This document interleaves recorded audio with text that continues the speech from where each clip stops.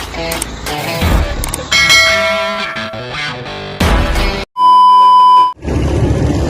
what's up mga ka-kambyo at ka-matic nating tropa dyan, yung mga ka-kambyo-matic nating tropa dyan.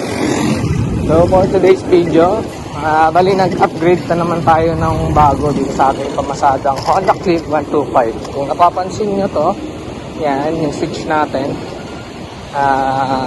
Nagpalit tayo yan from stock to ganitong switch, yung may hazard tsaka passing light. Napakadali lang naman niyang ikabit. So tara, panoorin nyo. Tuturo ko sa inyo kung paano. Basic lang. Let's go.